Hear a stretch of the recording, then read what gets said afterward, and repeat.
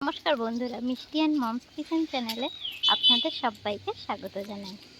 আজকে আমি আপনাদের সাথে পার্শে মাছের একটা চটজলদি রেসিপি শেয়ার করে দেব। পার্শে মাছগুলোকে লবণ হলুদ মাখিয়ে ভালো করে ভেজে নিয়েছি, আর খুব কম উপকরণ দিয়েই এটা তৈরি হয়ে যাবে। দেখতেই পাচ্ছেন খুব অল্প উপকরণ কিন্তু এখানে নিয়ে নেওয়া হয়েছে, কিন্তু তরকারিটা খেতে কিন্তু খুব টেস্টি হয়। তেলটা একটু বেশি পরিমাণে দিতে হবে। এখানে প্রায় 3 চামচ পরিমাণে তেল দেয়া হয়েছে, আর তার মধ্যে দিয়ে দেয়া হয়েছে কালো জিরে ফোড়ন। তো তেলের মধ্যে কালো জিরে ফোড়ন দিয়ে এই পর্যায়ে কিন্তু গ্যাসটাকে একদম কমিয়ে দিতে হবে। আর দিয়ে দেয়া হলো হলুদ, দিয়ে দেয়া হচ্ছে এবারে লবণ, আর দিয়ে দেয়া হয়েছে এর মধ্যে কাঁচা লঙ্কা কুচি, মানে মাঝখান থেকে কেটে রাখা কাঁচা লঙ্কা, আর সামান্য একটুখানি হলুদ অ্যাড করে দিলাম। দেখুন এটা লঙ্কাটা কিন্তু একটু ফ্রাই হয়ে গিয়েছে, এবং এই পর্যায়ে আমরা এখানে অ্যাড করে দেব একটু পরিমাণে জল। এই রান্নাটায় খুব বেশি জল কিন্তু ইউজ হবে না, খুব অল্পই জল দেব। তবে আপনারা যখন ভাতটা মাখবেন, মানে অল্প, মানে চা চামচের কথাই বলছি, যে 1 চামচ ঝোলে কিন্তু মানে অনেকটা ভাত মাখা হয়ে যাবে, এবং তরকারিটা কিন্তু খেতে খুব টেস্টি হয়। একবার অবশ্যই বাড়িতে আপনারা এটা ট্রাই করে দেখবেন। আর এবারে দিয়ে দেওয়া হলো ধনেপাতা কুচি। এবারে একটু এটা ফুটে ওঠার জন্য অপেক্ষা করতে হবে। আর এই রান্নাটায় কোনো রকম আমি ঢাকাও দিচ্ছি না, আর একদম 5 মিনিটের মধ্যেই কিন্তু এই তরকারিটা কমপ্লিট হয়ে যাবে। তো খুব চটজলদি এবং খুব কম উপকরণে একটা অসাধারণ টেস্টি রান্না, যেটা গরম গরম ভাতের সাথে সত্যিই খুব ভালো লাগবে।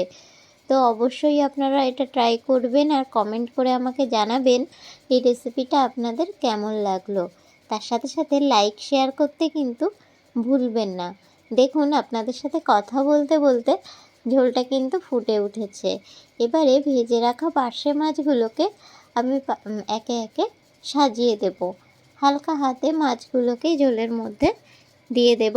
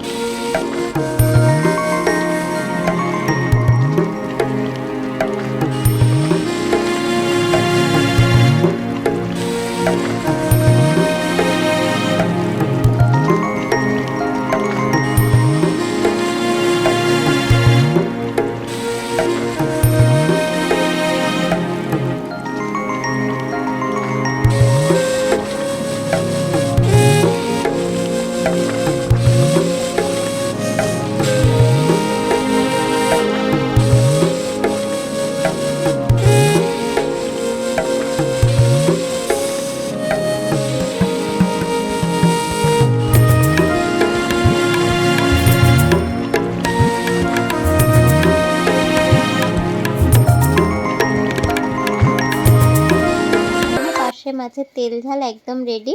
এবার এটা আমি সার্ভিং প্লেটে সার্ভ করে দিচ্ছি। রেসিপিটা ভালো লাগলে অবশ্যই কমেন্ট করবেন, আর আমার চ্যানেলে নতুন বন্ধু হলে চ্যানেলটিকে সাবস্ক্রাইব করে পাশে থাকার অনুরোধ রইল।